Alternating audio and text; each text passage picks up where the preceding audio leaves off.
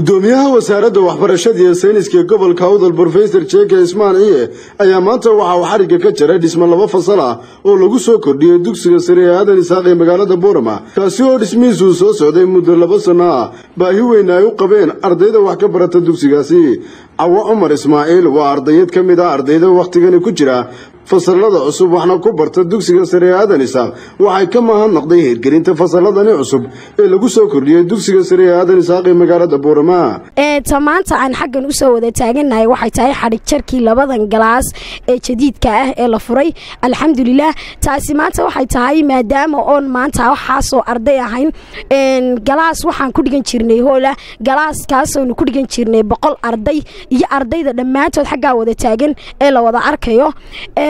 waxa halka ka jirisay galaaskaasi buuqiisa in uu macalinku arki waayo ardayda xagga dambe fadhida ardayduna ay arki waayaan macalinku waxa uu qorayo uu markaas ay ka jirayso dhibaato iyo buug iyo dib iyo caawahan ka soo qorto dhibaatadaas aan haysan jirtay alxamdulillah rabbil caalamiin maan leenahay maanta hadii galaasyada ayaa cusubna loo furay markii galaasyada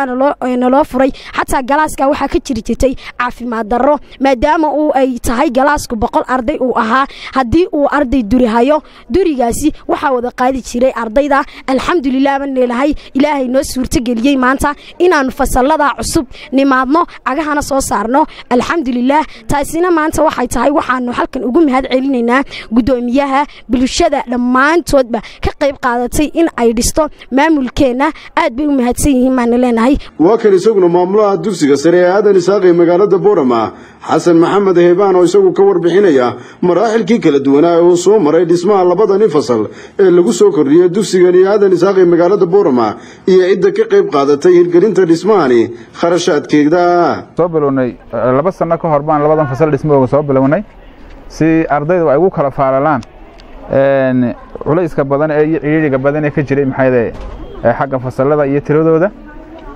xaqiiqatan markii aan ku haminay inaan labada fasal dhisano waxaan markii xaqiiqatan kala tashanay gudoomiyaha waxbarashada Professor Cheeke xaqiiqatan isaga aan ag joogsaday nagu dhiirigeliyay gacantii u horeysay iyo bilowgii horeysay xaqiiqatan nagu lahaa aad iyo aad baan ugu mahadnaqanaa iskuulka waxa ku baxay labadan fasal dhismahooga lacag dhan $12,211 lacagtaasi wasaaradda waxbarashada oo gudoomiyuhu horjooga ka yahay heer gobol waxay naga caawiyeen 9.3% lacagtii gashay labada fasal dhismahooga waxa iyadna ka qayb qaadatay jaamacadda Amuud oo iyaguna bixiyay 5.7% oo iyaguna xaqiiqatan inta naga qayb qaatay maayirka magaalada ayaa isaguna kulay ka qayb qaatay oo 4.1% naga caawiyay winta soo hadhay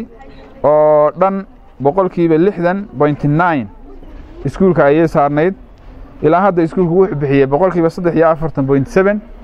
waxa ilaa imika la leeyahay qaana 7.2% kulli culayska badan waxa loo galiyay uun sida ardaydu u kala faali lahaayeen say ardaydii ugu horeysay sheegaysay 100 arday bay fasalkooda dhiganayeen culayska inta leeg iyo waxbarashadii daawad garan kartaa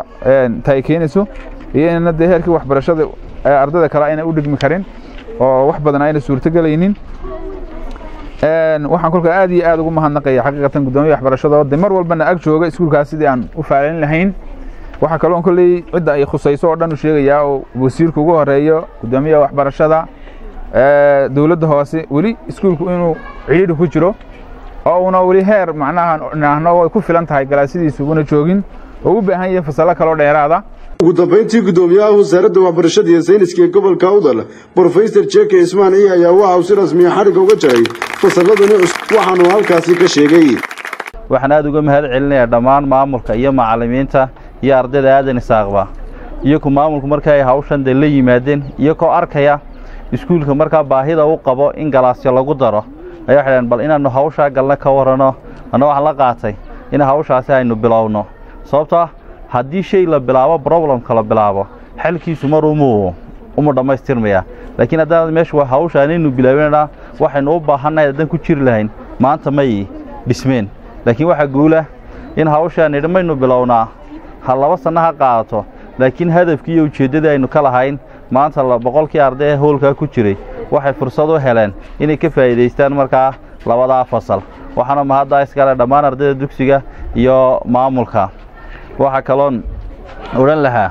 ujeeddada markaa loo sameynaya iskuulka marka aadan isaaq leego waa iskuulka ugu koritaanka badan la xagga dugsiyada sare ee dawliga ah waxaana labadan fasal iyo haddii lagu daro markaa in ka badanba inay weli markaa ka fargarinin baan qabaa insha Allah waxaan rajaynayaa in sanadkan cusubna wixii awoodeena aynu bilowno mar kale gudoomiyaha Professor Jake oo hadalkiisa sii wata ayaa waxa uu fariinaya baaq u diray gabi ahaan ardayda foonada ee sanadkan ku jira guud ahaan dugsiyada sare ee gobolka Awdal waxaan uu yiri dhammaan ardayda horta fasalada foowanka waxaan ugu talagalnay in foomkiisii loo buuxiyo